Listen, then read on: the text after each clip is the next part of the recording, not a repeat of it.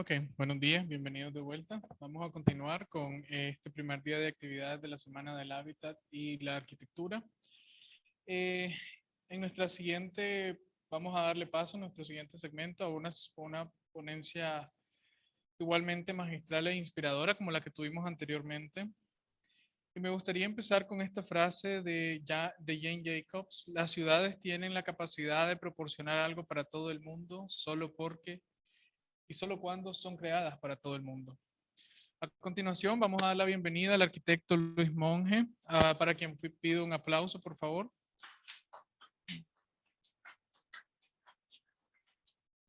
Él va a acompañarnos con su ponencia llamada Arquitectura de Costa Rica, Perspectivas Urbanas. Luis Monge es un arquitecto por la Universidad Autónoma Centroamericana, magíster en arquitectura por la Universidad Pontificia Católica de Chile, egresado de la Maestría de Proyecto Arquitectónico de la Universidad de Buenos Aires.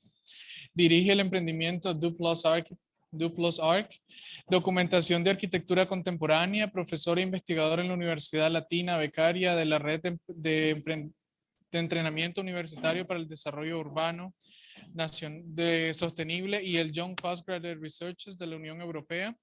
Fue representante nacional para Smart Urbanization del H2020 de la Comisión Europea. Trabajó en CCSS, 15 años diseñando hospitales y clínicas y otros centros especializados de salud. Miembro fundador de la Comisión Editorial de Investigación CACR, ganador de la mención de la categoría de difusión de la arquitectura y el urbanismo por la FPAA. Ha publicado 4 monografías y decenas de artículos en múltiples revistas. Evaluador externo para la revista The Arc de la Universidad de los Andes de Colombia y de la revista Arquit de la Universidad de Costa Rica. Es colaborador y miembro del comité científico de la revista VAT y del blog Veredas, Arquitectura y Divulgación de España. Cofundador de la revista internacional de arquitectura Mondo Nostrum. Fue miembro del consejo editorial de la revista Estudio 505 y actualmente es editor de la revista Habitar del Colegio de Arquitectos de Costa Rica. Arquitecto, el espacio es suyo. Muchas gracias. De verdad les agradezco mucho la invitación. No sé si se escucha bien. Se escucha ¿Cuándo? perfecto. Excelente. Cuando me hablaron de la charla, y esto suele sucederme muy seguido, termino cambiándole el nombre. Me pongo a pensar, si yo fuera estudiante en este momento, ¿qué me gustaría que me vinieran a contar? Y en mi caso, quiero mostrarles una parte muy pequeñita de una investigación que estamos desarrollando sobre los arquitectos costarricenses de la última parte del siglo XX. ¿Qué tiene que ver con esto? Esto probablemente lo vemos por todas partes. No me equivoqué. Para mí esto es arquitectura tropical. Si nosotros vamos a Europa y vemos sus árboles, el típico árbol de Navidad, pero venimos al trópico y vemos estos árboles frondosos que lo que hacen es producir una gran sombra. Si nosotros entendemos esa relación de la sombra, calor, entonces básicamente la arquitectura que hacemos se parece a esto, que lo hizo cualquier persona sin ninguna formación, sin ningún estudio, pero entiende que debe haber sombra, que debe pasar el aire, porque en el trópico nosotros nos reunimos en la sombra. Todo lo que hacemos, lo hacemos protegidos del sol y los árboles nos dan ese ejemplo.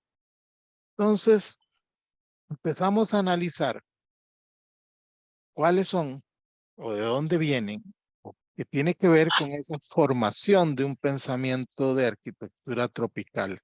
Y es que creemos que para construir desde lo más chico hasta lo más grande, o sea, desde el diseño de espacios como este, que en realidad es para las vacas, hasta las ciudades, tenemos que entender a dónde estamos parados.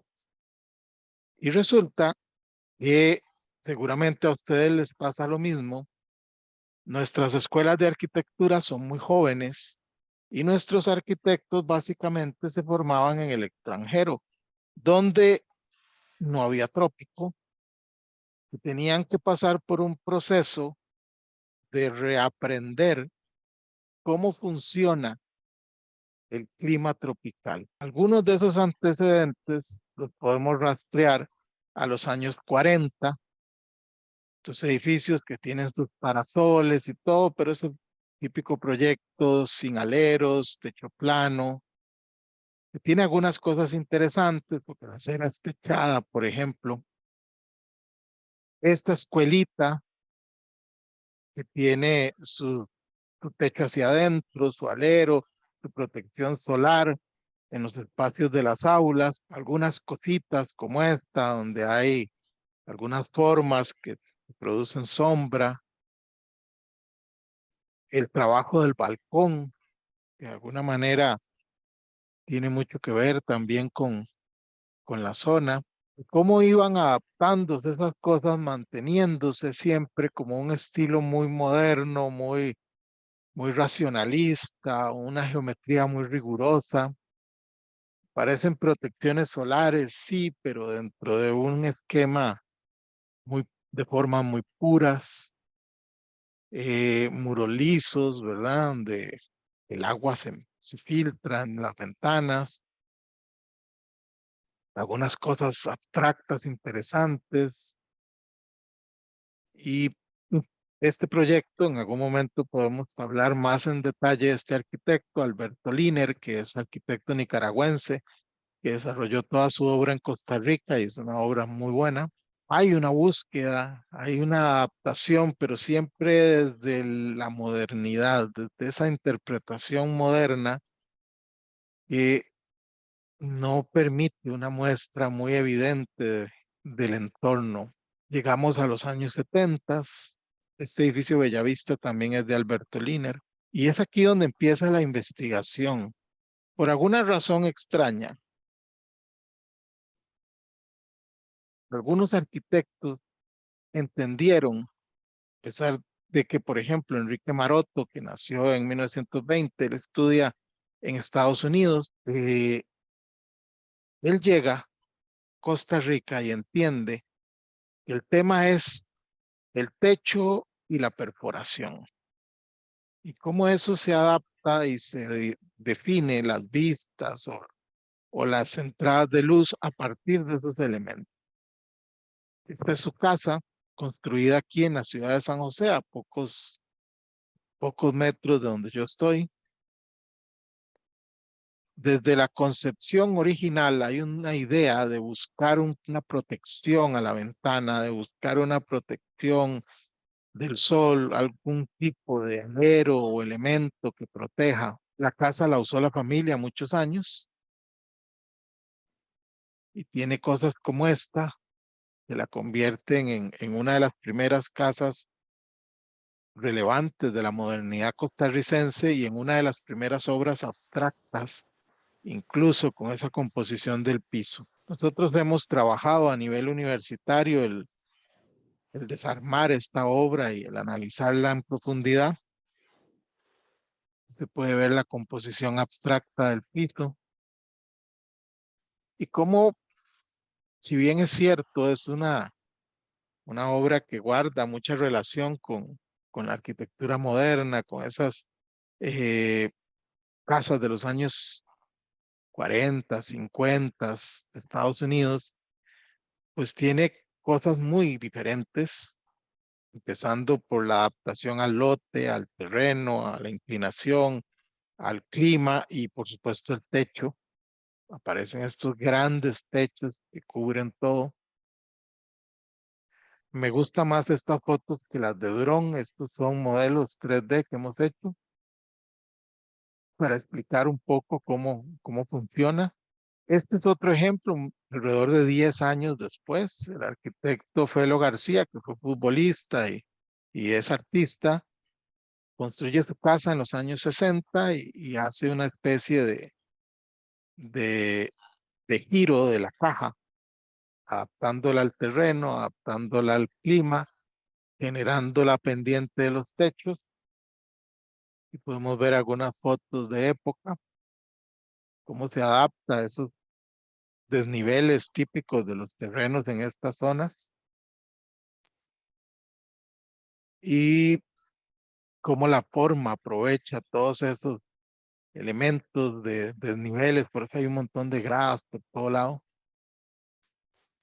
Ahí vemos el ingreso, que es esa imagen que está del otro lado, la escalera, cómo llega a una escalera doble.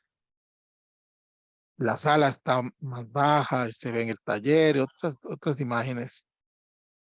Y es que de alguna manera estas dos casas se vuelven elementos referenciales sobre el trabajo que quiero mostrarles. Aquí podemos ver, igual que las anteriores de la Casa Maroto, para entrar más en detalle, entender cómo funcionan los espacios, hacer análisis. Pero estos podríamos considerar que tal vez son los referentes nacionales que inspiran o de alguna manera motivan a la siguiente generación, que yo personalmente la llamo del 68.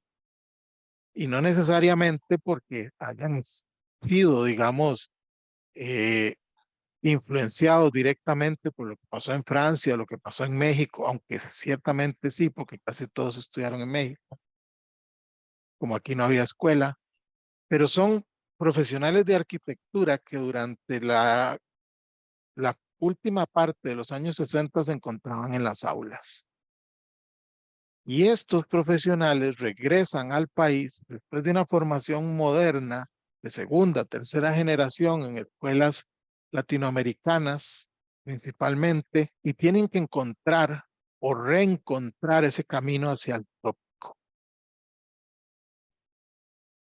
Uno de ellos es Hernán Jiménez, a- actual Premio Nacional de Arquitectura.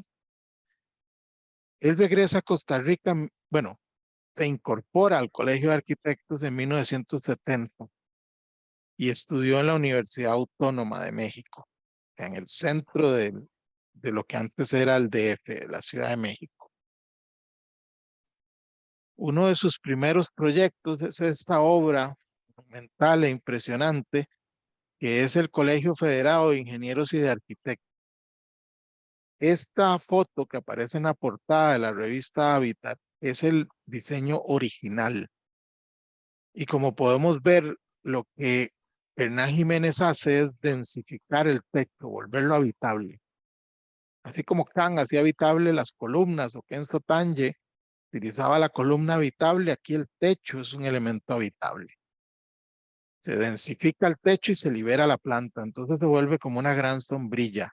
Y el diseño original eran algo así como dos sombrillas o dos paraguas apoyados en la menor cantidad de elementos, como decía en ese momento o como exigía en ese momento lo que después se conoció como arquitectura brutalista, el alarde estructural, ¿verdad? Que cambie la percepción del espacio y rompa con las cuestiones tradicionales. El edificio está construido, solo que no es tan grande, pero es básicamente lo que les decía, una gran sombrilla donde el techo es el que se habita y todo lo demás queda libre para plazas, para trabajo, para reuniones, porque es el colegio de los arquitectos y de los ingenieros, entonces las actividades sociales y lo demás. Aquí les muestro alguna fotografía para que vean ese trabajo, cómo se logra la generación de ventanas y otros elementos a partir de un juego de formas y geométrico. Esto es el baño o desde el baño, desde los servicios sanitarios, hay una escalera. Esto es lo que se ve desde la escalera que se ilumina con esas eh, domos, algunas otras imágenes para ver el concepto un poco de esta obra que nos retoma eso que hablábamos. Es un espacio totalmente abierto. De hecho, esa foto de la izquierda, eh, antes no estaba esa estructura estereoespacial y entraba el aire normal y la lluvia y todo. La pusieron precisamente por la lluvia. Y esta es la casa actual donde en este momento vive el arquitecto Hernán Jiménez, y vemos que básicamente es una gran sombrilla donde los espacios empiezan a aparecer alrededor de la chimenea. Y es que en esta zona, además de que llueve mucho, hace mucho frío, entonces la chimenea empieza a tener un poco de sentido. La casa se levanta sobre pilotes, tiene una serie de perforaciones, pero es básicamente un techo a dos aguas. Y todos los demás elementos se van construyendo a partir de la sombra, o sea, es como haber construido primero la sombra y empezar a construir lo que queda por debajo. Algunas vistas. Tenemos al arquitecto chileno Bruno Estaño Levi. Bruno estudia en la Universidad Católica de Chile. Y no solo la escuela de la Católica en esa época era muy moderna, de maestros que fueron los que fundaron la arquitectura moderna en Chile, sino que él se va a Francia justo durante la revuelta del Mayo francés. Cierran las universidades, entonces no puede estudiar la maestría, pero consigue un trabajo con los ectosios de Le Corbusier y entonces trabaja en la iglesia de Firminy, que es uno de los trabajos póstumos construidos de Le Corbusier, y en ese lo trabaja con Joseph Aubry y trabaja con Guillermo Julián, que también era chileno, como Bruno, el proyecto del Hospital de Venecia. Así que más influencia moderna no podía tener Bruno Estaño cuando llega a Costa Rica y tiene que lidiar con la lluvia, con el sol, con el clima fuerte del trópico, y construye su propia casa, utilizando ladrillo y concreto, porque son materiales que hay en el lugar, que pueden hacer fácil, baratos, no requieren mantenimiento. Esta es su casa, construida en los años 70. Podemos ver, voy a volverme. Esta es una frase que dijo Bruno Estaño en algún momento. Nos dimos cuenta con bastante certeza y convicción que lo que habíamos aprendido en la universidad, toda esa arquitectura del movimiento moderno con esas formas tan determinantes, no tenía relación directa con el clima, las costumbres, las vivencias, el modo de pensar o los materiales que encontramos en él. Eso me recuerda que me brinqué una lectura.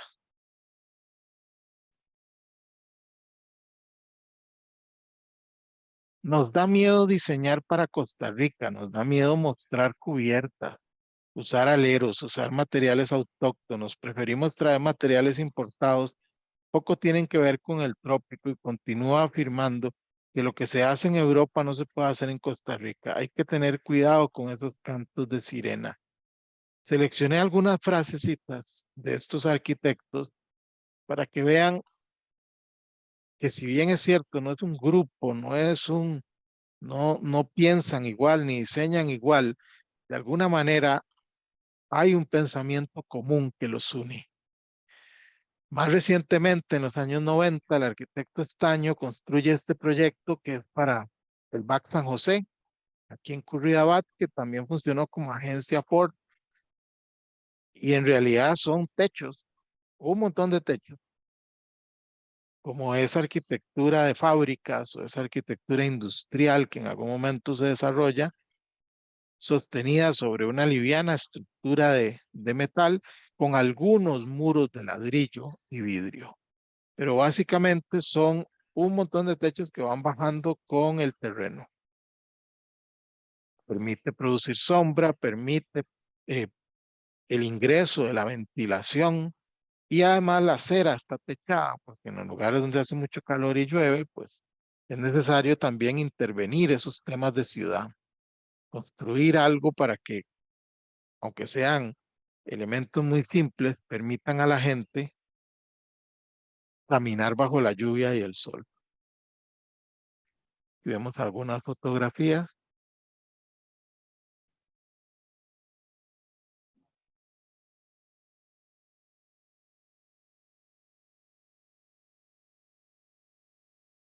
Más o menos en esa misma época, viniendo también de la Autónoma de México, Raúl Godard, que era mexicano, él fue alumno de Legorreta y de otros grandes arquitectos mexicanos en un taller especial que hicieron. Viene a Costa Rica por cuestiones fortuitas, se queda acá. Uno de sus primeros proyectos, o el primer gran proyecto aquí en Costa Rica, es el diseño de esta iglesia, el centro votivo. Se ve la influencia de la época brutalista y todo esto, estas grandes masas, los muros gruesos, pero en realidad son dos techos. Básicamente son dos techos que se sostienen por la torre y con doble pendiente. Entonces, en vez de ser un techo normal a cuatro aguas, es un techo de una planta cuadrada a dos aguas. O sea, cada lado es como un triángulo, con elementos como este que dejan la entrada a la luz en el edificio. Años después, casi 20 años después, Raúl Godard se va a trabajar un proyecto inmenso que es la Universidad ERT, fue la agricultura del trópico húmedo, y tiene que lidiar con una de las zonas más húmedas y lluviosas que hay en el país. ¿Y cómo se resuelve esto? Básicamente con grandes techos. No hacer paredes lisas que escurran el agua y generar protecciones para las ventanas, porque donde hay mucha humedad también hay zancudos y otros insectos. Y dejar las plantas de abajo totalmente abiertas para que produzcan sombra y en esa sombra la gente pueda reunirse. Estos son los dormitorios de los estudiantes.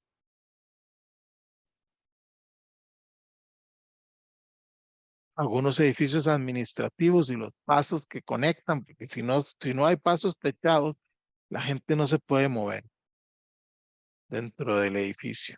Y todo esto se mezcla con una naturaleza muy fuerte que sigue creciendo, se come a los edificios, porque todos los días aparecen árboles nuevos, plantas nuevas y cada vez hay más área verde por la gran cantidad de humedad que hay.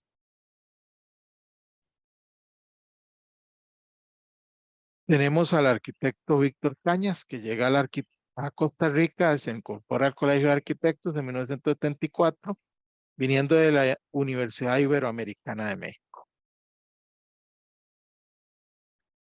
Uno de sus primeros trabajos fue este proyecto, el edificio Higuerón. Resulta que la ciudad tenía un árbol muy famoso al que le llamaban higuerón, por el tipo de árbol. Todo el edificio centra sus ejes hacia ese punto visual.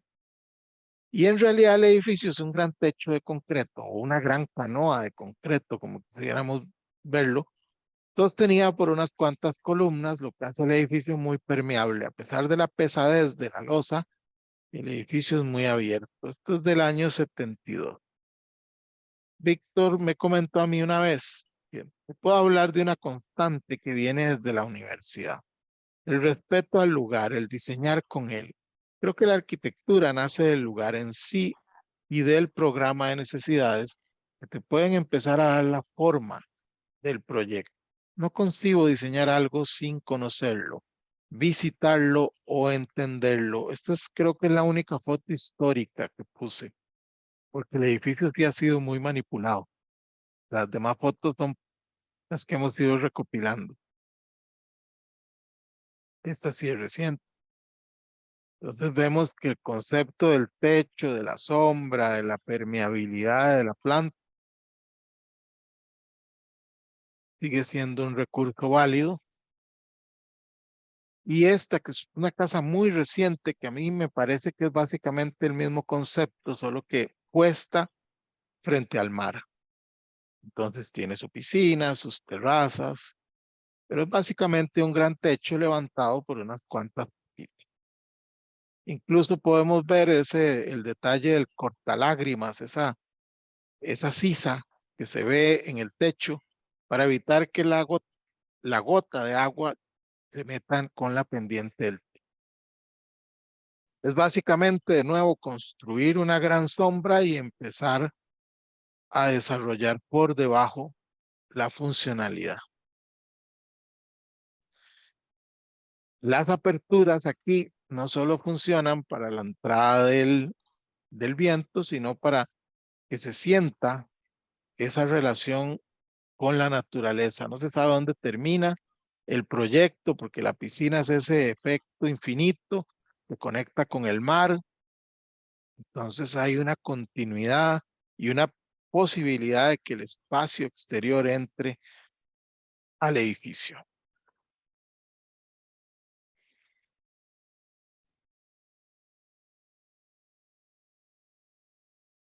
Algunas otras vistas y podemos ver la foto aérea donde vemos que básicamente es un solo techo.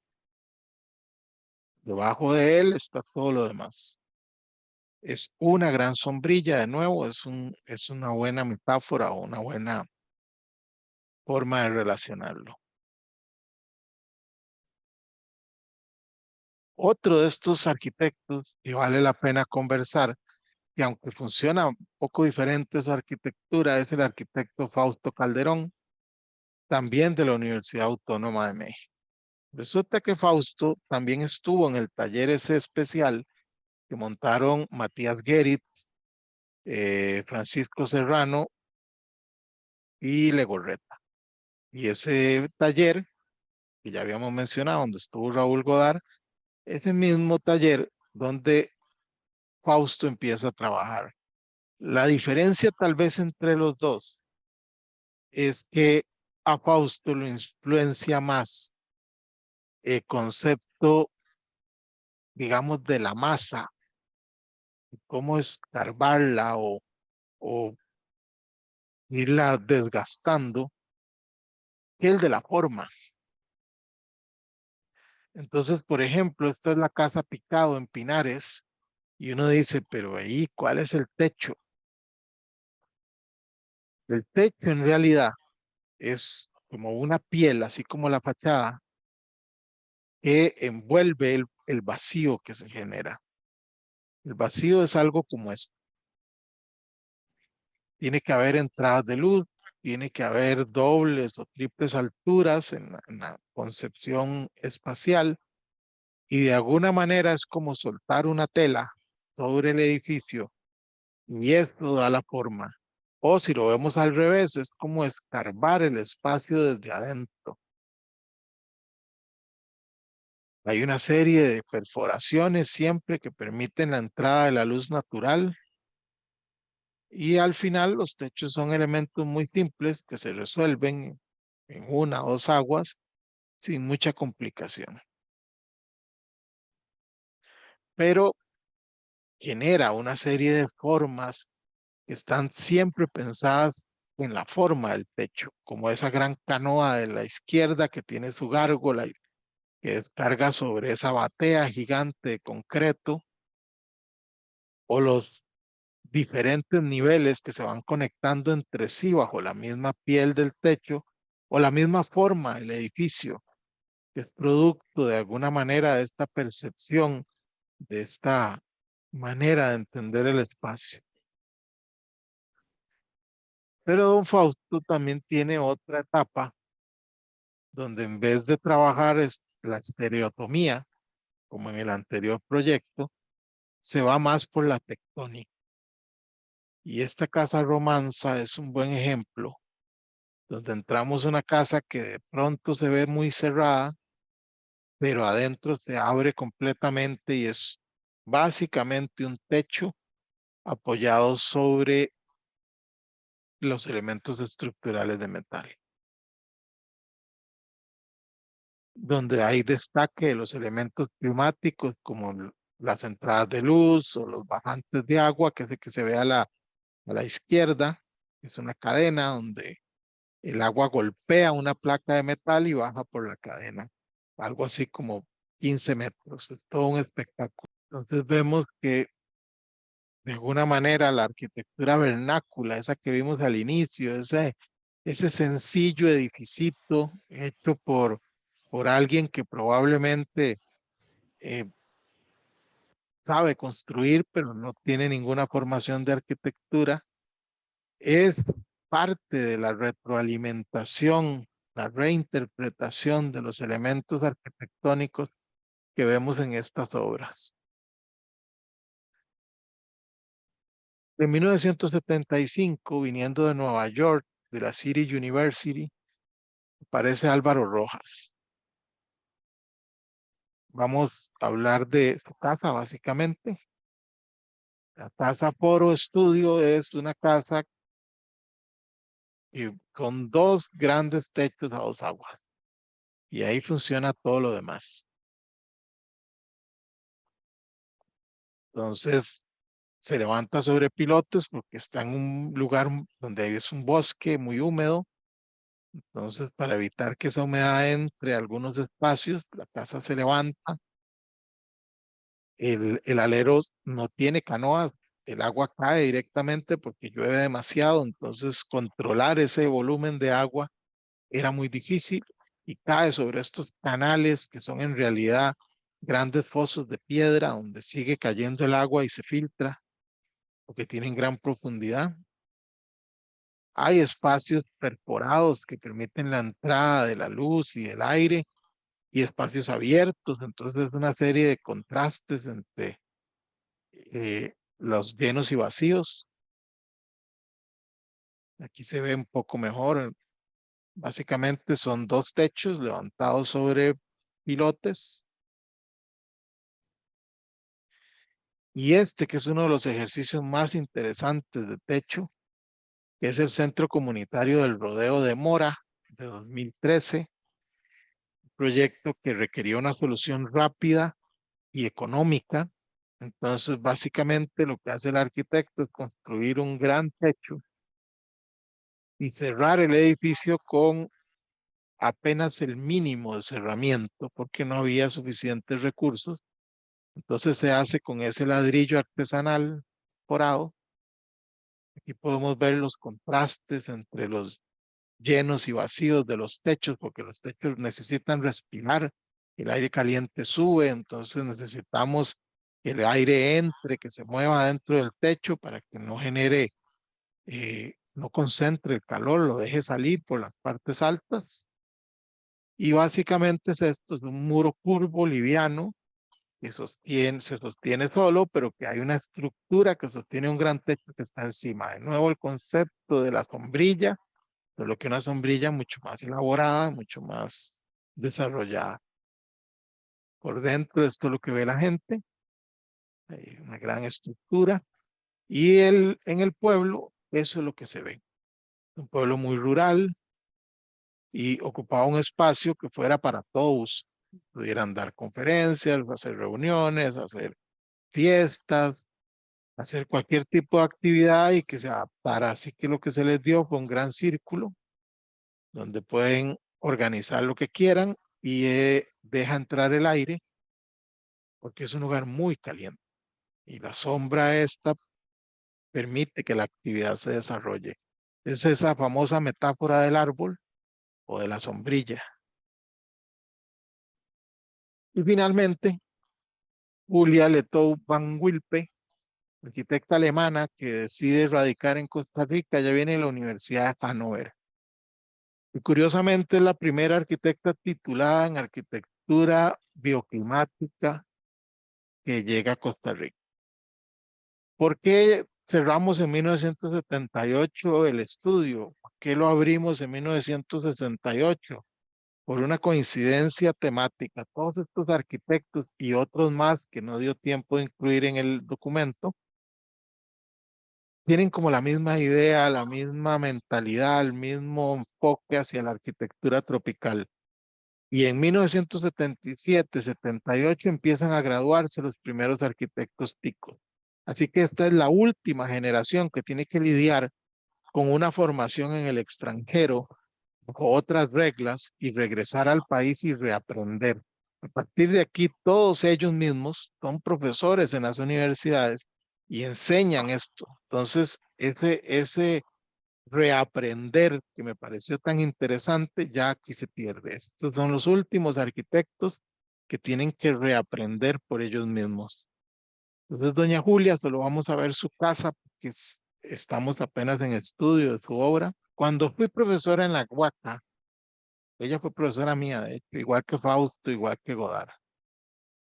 Por casi 30 años, uno de mis temas era que dentro de la naturaleza uno encuentra proporciones armónicas y esas proporciones se pueden utilizar en la arquitectura.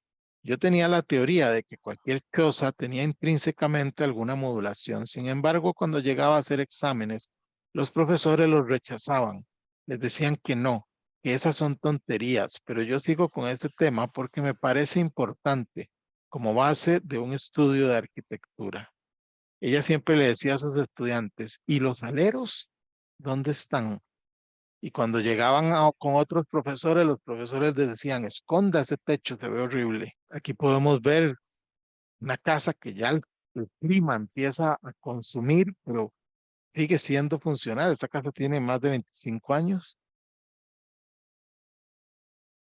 Madera, ladrillo, concreto, materiales que se consiguen en cualquier parte. Y para cerrar, para hacer un círculo, se me ocurrió hacerlo al revés, porque si hay un pensamiento de los arquitectos que regresan a Costa Rica buscando la tropicalidad o la respuesta al clima sin caer en esos esquemas de resolvámoslo todo con aire acondicionado, me pareció interesante incluir a Carlos Jiménez. Carlos Jiménez vivió en Costa Rica a los 15 años, se fue a Houston, allá terminó sus estudios de secundaria, hizo su carrera. Es un arquitecto muy reconocido. Gustavo Gili ha hecho varias monografías de su obra, La Arquitectura Viva publicó su obra, fue jurado del premio Pritzker durante 11 años. Él nunca ha vuelto a Costa Rica, pero en su obra se nota cierta influencia, cierta relación con lo que es haber vivido en el trópico. Por ejemplo, esta es su casa que se ha mantenido en constante construcción desde 1986 ahí en Houston y tiene que ver con un tema de diseño de preexistencias, ¿verdad? Lo que está se va tomando en cuenta para lo que viene. Entonces, había una cajita, se hace un segundo piso sobre esa cajita. Había un árbol, entonces se utiliza ese árbol que ya existía. Si había un paso que la gente hacía, bueno, entonces ese paso lo integramos dentro de la casa. Es un proyecto muy interesante, muy sencillo, pero que de alguna manera entiende tanto el lugar en el que está como el lugar de donde viene Carlos Jiménez. Y es que él me dijo esto una vez hace unos años. Siempre digo que a mi país es difícil regresar, pero nunca se puede partir de él. Y a pesar de como digo que no puedo regresar nunca a él, no me he marchado tampoco. La naturaleza abundante se vierte casi dentro de la sangre. Existe entre los poros, entre toda vivencia y memoria. Como si la arquitectura se tratase de una historia de Cherezade, donde de pronto empiezo todo de nuevo, porque para sobrevivir se debe continuar una y otra vez esa historia magnífica. Él contaba que lo que más le sorprendía y lo que más recordaba era cuando se venían esas lluvias muy fuertes, esos aguaceros en octubre, noviembre, y se inundaba todo y se destruían, eh, se caían casas y todas las cosas, los ríos se rebalsaban, los árboles se caían y la naturaleza continuaba. Y el árbol que se caía era parte del crecimiento de nuevos árboles y de insectos y colonias de otros animales y todo se aprovechaba. Esa mentalidad de que el lugar de alguna manera tiene que tener una memoria y tiene que estar conectado entre sí. Es parte de lo que hace la arquitectura de Carlos Jiménez interesante. Yo, esta parte de la investigación que estamos haciendo, la que quería mostrarles, cómo de alguna manera se puede identificar una unidad de pensamiento, entendiendo que hay un, un lugar y que el lugar necesita una respuesta específica. Y tal vez suene algo redundante, algo que seguro les dicen todos los días, pero yo salgo de mi casa y cruzo 2 provincias para llegar al trabajo y veo ningún edificio ajustado al clima. No veo ningún edificio que valga la pena, ningún edificio que haya entendido el lugar, el contexto. Y me llama la atención que ahora todos nosotros nos formamos en el país, pero en esta época todos ellos tuvieron que formarse en el extranjero porque aquí no había escuela y entienden mucho mejor el clima, sus edificios están más enfocados, más aún con influencias de brutalismo, de posmoderno, de cualquiera de esos tardomodernos que se hicieron populares en la última etapa del siglo XX, siguen siendo arquitectura con más referencia al lugar, más influenciada por el clima de todo lo que se ha hecho en este siglo XXI. Entonces, por eso les decía al inicio, si yo fuera estudiante, ¿qué me gustaría que me dijeran? ¿Y qué me gustaría que me hablaran?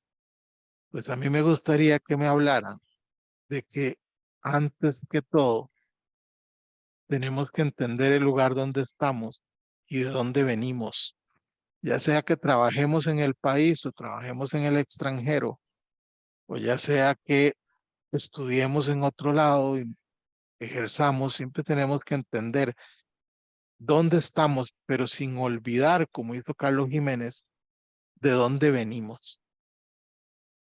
Eso sería lo que yo tengo para hoy. Les agradezco mucho la invitación de nuevo, los profesores que me contactaron y a todos los asistentes, y muchas gracias.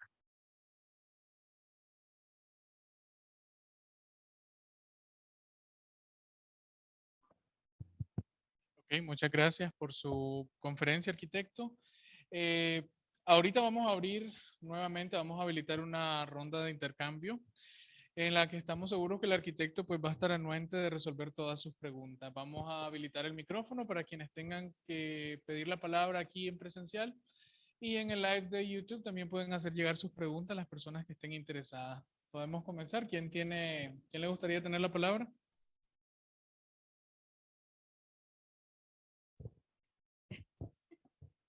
Que hay que inspirarlos a los muchachos a que hagan. ¿Sí me escuchan? Sí. Bueno, arquitecto, ¿me escucha? Sí, sí. Bueno, bueno, antes y para darles tiempo a que los muchachos se inspiren en esas preguntas, yo quiero, bueno, tengo preguntas y tengo comentarios. El primer comentario es agradecer infinitamente la oportunidad que tenemos de conversar con vos. Yo te hablo de vos porque yo siento que yo no sé ni qué edad tenés, pero yo te siento que sabes mucho. Eh, la oportunidad que tenemos hoy de conocer la arquitectura de Costa Rica, creo que no lo hubiéramos tenido ni yendo allá. Eso para mí ha sido como impresionante ver el recorrido que has hecho, que obviamente viene del acervo documental que te has esforzado en tener. Entonces, eso para mí es valiosísimo, así que agradezco por esa parte. Y luego hacerte una pregunta. La verdad es que lo último que dijo el arquitecto el que se formó en Houston, no recuerdo ahora. Carlos Jiménez. El arquitecto me llegó mucho porque dice que para poder hacer una arquitectura, para poder sobrevivir en ella, hay que empezar siempre, una y otra vez. Y ese al final es el lema que nosotros trabajamos el día de hoy en cuanto a la resiliencia. ¿Cómo hacer que esa arquitectura, que es una arquitectura patrimonial, se vuelve una arquitectura patrimonial? Porque la arquitectura que hoy en día se está construyendo va a ser patrimonio algún día, muy probablemente. ¿Cómo hacer que esa arquitectura patrimonial, que tiene a todas luces una influencia extranjera, porque viene de personas que han estudiado en el extranjero, cómo hacer que esa esencia que tienen, que es tradicional, propia y autóctona, no se pierda? Bueno, me atrapaste. La idea de cambiar un poco el tema original era para poder hablar un poco de esa resiliencia que necesitamos, esa entender, adaptarnos. Eh, yo creo que la gran mayoría de la arquitectura que se hace, al menos aquí en Costa Rica, no va a durar ni 20 años. Está hecha con materiales malos, está mal hecha y va a desaparecer. Yo conversaba con Carlos Jiménez, que nos encontramos en Argentina hace unos años, y él me decía, eh, Houston es una ciudad sin memoria. En Houston botan un edificio hoy y mañana hay un parqueo y nadie se acuerda. Vivimos del presente eterno y eso me quedó dando vueltas, donde lo que importa es el ahora. O sea, ya hice el proyecto, listo, resuelto. No importa si funciona o no funciona, si es buena arquitectura, si respondió al clima. Es un check, listo, ya lo cumplí. Cumplí con lo que quería. Pero eso está mal, porque nosotros tenemos que entender que la arquitectura tiene una trascendencia y que debe perdurar, y debe perdurar en la memoria precisamente. Y si estamos construyendo ciudades sin memoria y estamos haciendo edificios que no se tejen con la memoria del lugar, lo que Luis Kahn decía, lo que el lugar quiere ser, ¿verdad? Entender que el edificio tiene que unirse a ese lo que el lugar quiere ser para construir lo que el proyecto quiere ser. Las dos cosas están combinadas. Si nosotros no entendemos eso, vamos a terminar con una profesión irrelevante de resolver para el momento y no conseguir nada. Y después viene el otro tema. Tenemos un montón de arquitectura histórica, patrimonial, que tiene relevancia, que tiene peso y no sabemos cómo intervenirla. No solo porque no sabemos las técnicas, porque seguramente ya se nos olvidaron, porque nadie las hace desde hace años, sino simple y sencillamente porque no entendemos lo que estamos viendo. Vemos un edificio antiguo y lo primero que pensamos es deberíamos botarlo y hacer una torre. Deberíamos hacer un parqueo, es más fácil. Aquí cada vez que una casa empieza a acercarse a, a una edad, lo primero que hacen los dueños o es quemarla o quitarle el techo para que sola se destruya y así no tener que lidiar con temas de patrimonio. Y las obras nuevas, estoy seguro, como decía antes, no van a ser patrimoniales porque están muy malas. Entonces, el patrimonio que tenemos está quedando muy corto.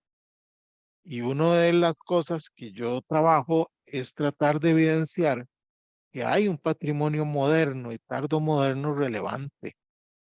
Hay arquitecturas muy valiosas que podrían recuperarse y en el centro de ciudades que ya están estables y ya tienen todas las condiciones para desarrollarse, podrían ser edificios de impacto para vivienda, para oficinas, para lugares culturales, pero no le damos el valor porque está como a medio camino, en ese ambiente oscuro entre que no es historicista y no me recuerda a Francia o lo que sea, y tampoco es un edificio nuevo que puedo utilizar, porque digamos el Estado necesita cierto nivel de actualización de sistemas que los edificios de los años 40, 50, 60 no cumplen. Entonces, está como a medio camino. Son valiosos, son interesantes, pero nadie está dispuesto a invertir en ellos. Y lo nuevo tal vez tiene todo lo que se necesita, pero son terriblemente malos y no le aportan nada a la ciudad ni a las personas. Entonces, estamos en un buen momento para crear conciencia de que hay un gran patrimonio rescatable y que puede ser como la primera obra que yo presenté, un simple techo, pero tiene más simbolismo y significa más, tal vez, que estos edificios de cajas de vidrio puestas en el trópico con aire acondicionado que no aportan nada ni a la ciudad ni a los usuarios. Eso me lleva a otra pregunta, Arqui. Desde la docencia, ya que estás en la universidad y has tenido la oportunidad de tutorear y llevar a los muchachos por investigaciones que seguramente están pues encaminadas a recuperar parte de ese patrimonio, aunque sea documental. Eh, Sabemos que la academia está interesada, pero ¿cuáles serían los temas de investigación que deberíamos proponer de ahora en adelante para asegurarnos no solamente de que el patrimonio no muera, sino de que saquemos la experiencia de ese patrimonio? Porque no solamente es recuperar por recuperar, sino qué vamos a hacer con eso que estamos recuperando, porque también se tiene el peligro de pasarnos al extremo, es decir, recuperar todo porque todo es histórico, todo se necesita saber, todo queremos conocer, pero esa no es el camino, o esa no es realmente la parte positiva de recuperar la historia. ¿Por dónde? ¿Qué estrategias tomamos como docente para que los muchachos se interesen no solo por recuperar la historia, no solo por recuperar la arquitectura, sino por proponer cosas que involucren a ese patrimonio, porque finalmente la ciudad está en esa simbiosis de lo nuevo versus lo que fue? Vamos, cuando uno sale con estos temas, lo primero que las estructuras de investigación quieren es encasillarlo. Entonces, te van a decir, ah, sí, eso va en el tema patrimonio, memoria, historia, o como le llamen. Todas las universidades tienen alguna línea de investigación por ahí. Pero si le decimos al estudiante que eso tiene que ver con historia, con patrimonio, van a salir corriendo todos. Yo uso una estrategia distinta. Yo replanteo todo esto basado digamos, una metodología de diseño que se llama el diseño proyectual, donde, por ejemplo, Martí Arif, que es un gran pensador español, decía que la única forma de lograr avanzar la arquitectura es con las obras de arquitectura mismas. Lo que decía Helio Piñón, agarrar una obra que me sirva de motor de arranque. Nosotros desarmamos estas obras, las estudiamos, las analizamos y entendemos cómo piensa el arquitecto. Y cuando el estudiante se da cuenta de que esto es un camino hacia el conocimiento de la arquitectura, no la arquitectura comercial, que no dice nada, no la arquitectura de formas irrelevantes que la metemos en la computadora y se hace sola, sino cómo piensa el arquitecto, cómo entiende por qué de pronto hay una columna que está al doble de separación que las demás. ¿Por qué el arquitecto crea un desnivel o crea una tensión del espacio? Entender esa forma de pensar es como estar viendo a un cocinero cocinando, pero todos estos arquitectos están muertos o son muy mayores. Entonces, desde la misma obra, desmenuzar la obra, despiezarla y empezar a estudiarla cómo funciona. Y yo le digo a mis alumnos, ustedes tienen dos grandes elementos para trabajar. Las finalidades externas, que es todo lo que no tiene que ver con nosotros.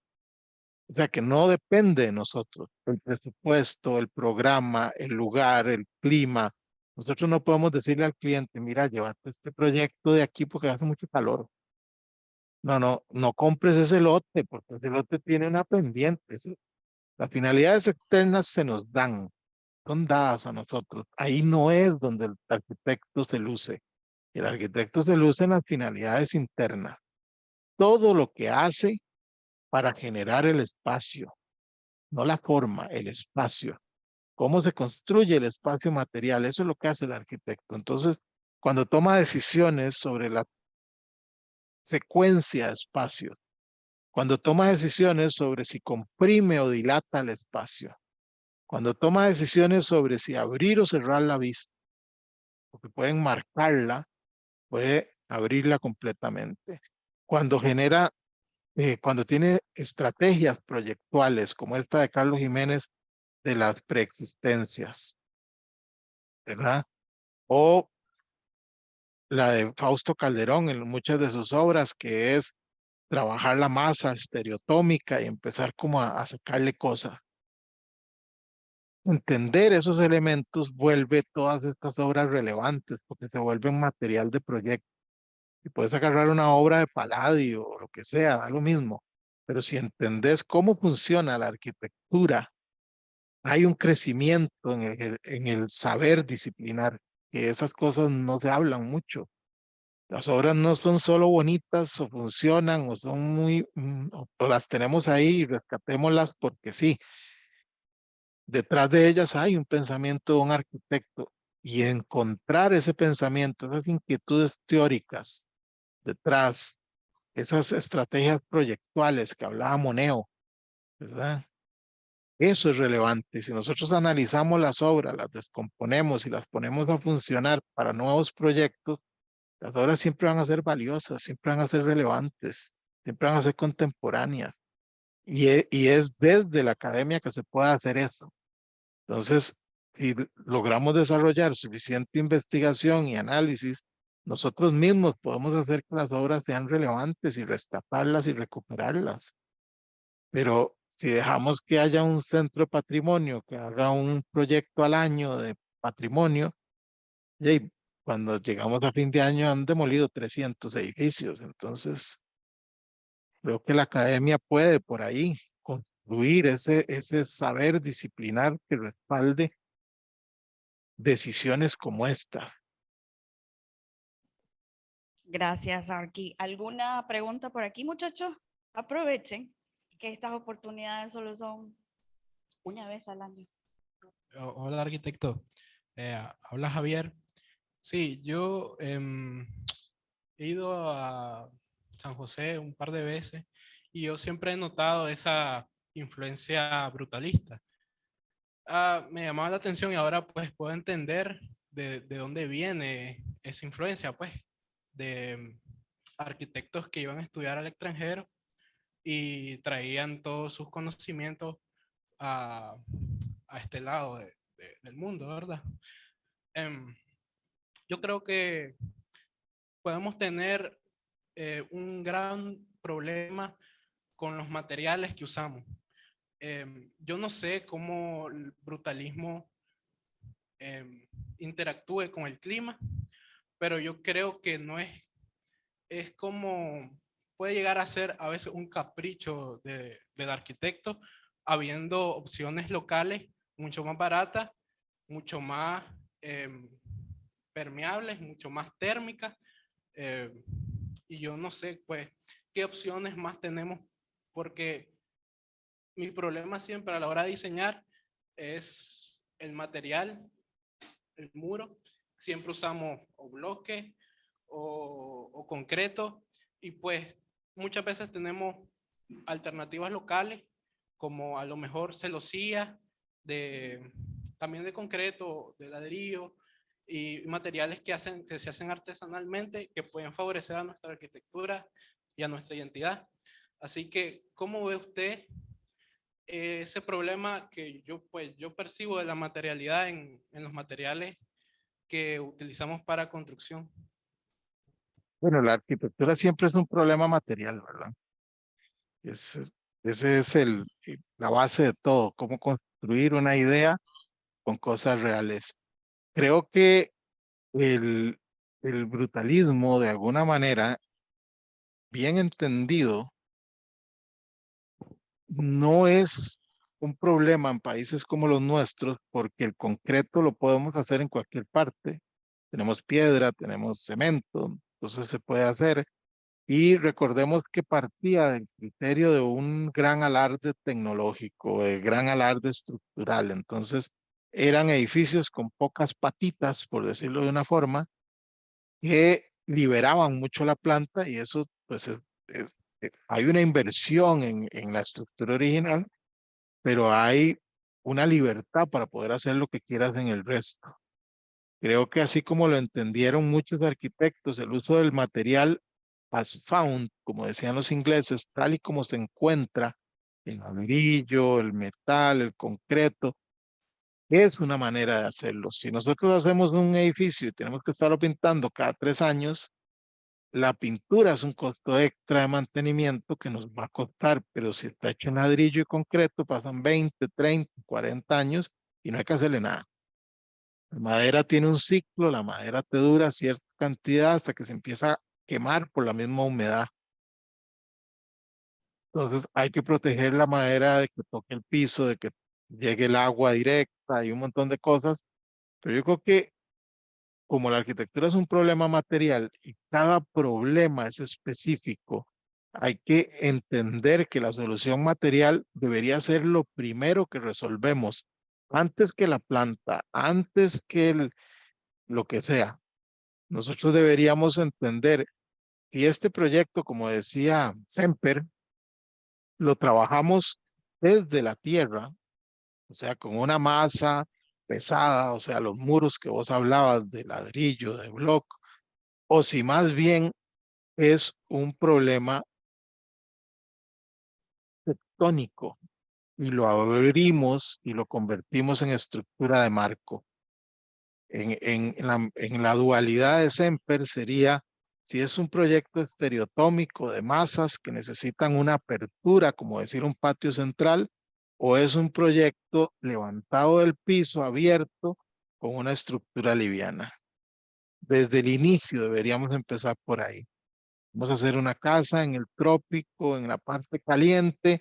Bueno, esta es una buena solución. Vamos a hacer una casa en Noruega y cae nieve todo el año. Bueno, esta es otra solución. Desde el inicio, lo primero que deberíamos saber es cuál es nuestra respuesta material para el problema de la arquitectura específica en el lugar. Y los materiales del lugar siempre van a ser prioridad, porque yo he visto gente que dice, mi edificio es sostenible, esa madera la traje de China, es reciclada. Sí, pero traerla de China significa un consumo de energía increíble, entonces no es tan sostenible. Pero si yo tengo la piedra ahí mismo en mi terreno y tengo la madera, puedo reutilizar en la casa, esa es una buena solución material. Creo que tiene que ver mucho con el lugar en el que estamos, el tipo de proyecto. Por eso le digo, es una solución específica, pero es lo primero que deberíamos hacer, saber si el edificio va en marcos o en piezas. En Lima conversaba con Javier Artadi, que es un gran arquitecto peruano, y él me decía que estructuralmente todas las regiones climáticas de Perú tienen un tipo de arquitectura distinto. Donde no llueve es una arquitectura de palitos, sin muchas cosas, más sin techo porque no llueve. Donde llueve mucho, como en Machu Picchu, es una arquitectura de muros gruesos, de grandes piedras que se da con el terreno.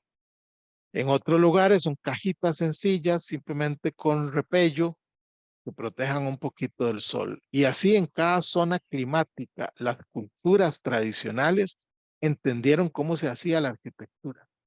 Creo que nosotros podemos hacer lo mismo, entender dónde estamos y de dónde venimos y trabajar con esto cada proyecto.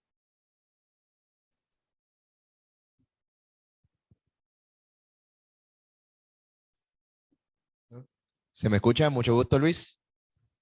Igualmente, Miguel Bustos, arquitecto y docente aquí también de la universidad. Buenos días a todos. Realmente muy interesante la ponencia, ¿verdad? Para los muchachos, ¿verdad? Para ti es obvio, tenemos muchas similitudes. Nuestra región centroamericana, ¿verdad? Tiene características similares prácticamente. Y siento que aquí la problemática general en nuestra profesión llega siendo un poco el tema de la identidad, el llegar a apropiarnos de nuestras características y el poder tomar, en este caso, estas características y verlas reflejadas en nuestras creaciones, en los edificios, ¿verdad? Mucho acá se habla, por ejemplo, del caso de Invercasa en Managua, ¿verdad? Esas torres, y de cómo en un intento por vernos, no sé, tal vez reflejada el tema de modernidad, se concibieron esas torres que prácticamente son completamente de vidrio y que tienen que estar, en este caso, climatizadas permanentemente, y donde hay zonas que prácticamente no se pueden utilizar dentro de ellas porque el sol golpea y golpea fuerte y no se puede utilizar. Eh, Sobre cómo estamos trabajando ese tema de identidad y en este caso, ¿qué pensarás vos? Si, ¿qué podemos hacer para que ellos se sigan apropiando? No se toman en este caso los materiales locales, las tradiciones constructivas y así se va perdiendo parte de esta identidad. No sé cómo lo van trabajando esto desde tu lado. Más bien, te lo voy a hacer más universal. Los textos básicamente más relevantes de Rem Koolhaas hablan sobre cómo las ciudades van perdiendo su identidad y se van volviendo genéricas. Para Rem Koolhaas eso es bueno.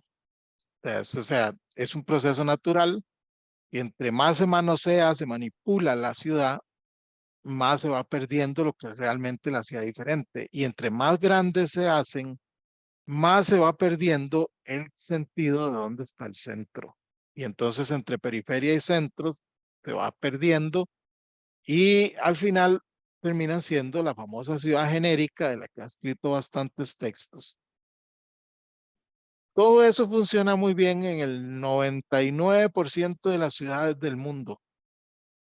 Los estudios de Rem Koolhaas han estado en Los Ángeles, en Florida, en Lagos, Nigeria, en casi todas las ciudades asiáticas, Shanghái, Singapur, han estado en Berlín, en París, pero hay una ciudad donde todos sus estudios se caen a pedazos y es Roma. Y si nos vamos a lo que decía Aldo Rossi en Arquitectura de la Ciudad, Aldo Rossi hablaba de que había bueno, entre muchos temas que tienen que ver con el carácter y la identidad, de que había una tradición en la arquitectura, una memoria, por decirlo de una forma, entre cómo se construía y cómo se iban haciendo las relaciones entre los elementos. Durante años, Roma se ha visto, o ante siglos, edificios nuevos con viejos, con más viejos, con otros más nuevos. Hay una relación y una simbiosis extraña donde la identidad de la ciudad es parte de este cambio. Es la única ciudad documentado por Rem Koolhaas donde todo esto de que la ciudad se va volviendo genérica no es cierto. Y creo que tiene que ver mucho con la cultura de los italianos. Los italianos entienden muy bien qué los hace italianos. Por eso cuando van y se quedan a vivir a Argentina, siguen viviendo como italianos. Es un tema que tiene que ver con la cultura, con la forma de comer, la pasta, la pizza, lo que sea. Nosotros tenemos que identificar esos valores, que los romanos los tienen clarísimos. Usted sabe eh, la forma de actuar ellos, la forma de entender sus ciudades, su arquitectura, tiene que ver con que tienen muy claro cuál es su identidad. Pero la mayoría de nosotros y la mayoría de los países latinoamericanos no tenemos claro cuál es nuestra identidad. ¿Qué hace nuestra arquitectura diferente? ¿Qué hace nuestras ciudades diferentes? ¿Qué nos hace diferentes? A veces no tenemos ni idea. Entonces yo creo que lo que hay que buscar es esto. Queremos identidad, pero ¿cuál identidad? La genérica que se parece a todos, donde todos los souvenirs que damos son los mismos en todas las ciudades. No, eso no nos interesa. Creo que hay valores y nuestros valores arquitectónicos suelen estar en la arquitectura vernácula, porque es gente que tuvo que solucionar un problema y lo solucionó, como dicen los gringos, con economy of means, con economía de medios.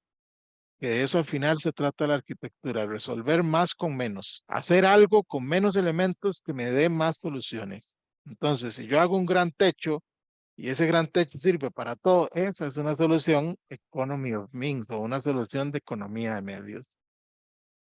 Entender cuáles son esos medios, entender cuáles son esos elementos, es lo que nos va a ir definiendo la identidad. Pero yo creo, por ejemplo, porque aquí yo diría que gran mayoría de la mano de obra de nosotros viene de Nicaragua, que saben trabajar con las manos, que saben trabajar con los materiales tradicionales, que son artesanos, son constructores. Ahí hay algo muy fuerte. Y entonces entender que la arquitectura necesita esa mano, esa ayuda constructiva, ese entendimiento del material porque en la Edad Media no había ingenieros, pero los edificios no se caían. El que construía el edificio sabía cómo funcionaba la piedra. Mucho tal vez de ese saber que necesitamos para saber cómo hacer arquitectura o para entender cómo hacer arquitectura para nuestro lugar, está ahí, está en ese artesano, en ese constructor, en ese operario, en esa persona que tuvo que construir un techo para solucionar un problema. Entonces creo que el estudio o la investigación, tomando como base esos saberes populares, nos va a ayudar a nosotros a entender cuál es nuestra identidad. Porque obviamente no es el edificio de vidrio que viene de Miami. Eso no tiene ningún sentido ni ninguna lógica en un país como los nuestros. Gracias, Arqui. Una pregunta corta con una respuesta corta. ¿Será que Costa Rica está en un regionalismo crítico, en una búsqueda de identidad, o está ya en vías de encontrar esa identidad? Yo creo que lo estuvo durante esta época. Yo creo que estos arquitectos entendieron, estos de finales del siglo XX, este famoso regionalismo crítico a lo Glenn Murcutt, ¿verdad? De Glenn Murcutt una vez lo escuché decir que él, sus primeras casas eran casas normales, blancas, corrientes, y que explotaban, porque la diferencia entre la temperatura del interior de la casa con la del exterior era tan fuerte que se reventaban los vidrios. Y entonces que él empezó a investigar por qué pasaban esas cosas y fue cuando entendió que los nativos australianos, los famosos aborígenes, ya habían entendido cómo construir y entonces empezó a imitarlos. La obra de Glenn Murcutt es la obra más maravillosa que podemos encontrar, ¿verdad? Entender todos los elementos del clima expresados en la arquitectura. Creo que sí, durante finales de los años del siglo XX sí entraron los arquitectos bajo esa mentalidad, pero ahora no.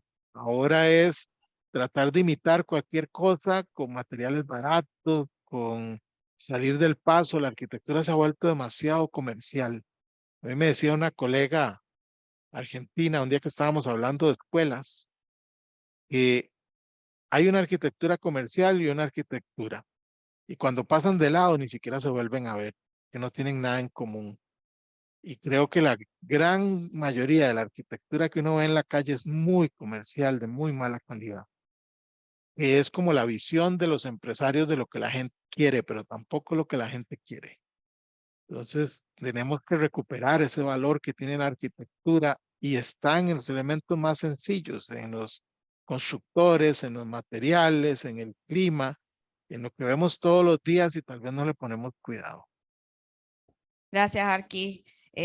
Nos despedimos con una gran sonrisa y muy gratamente sorprendidos de la arquitectura de Costa Rica, que bueno, ahora nos queda como centroamericanos buscar cómo estrechar lazos y hacer algo por ese patrimonio.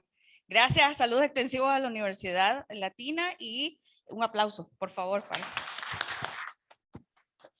Cuando quieran venir, aquí son bienvenidos.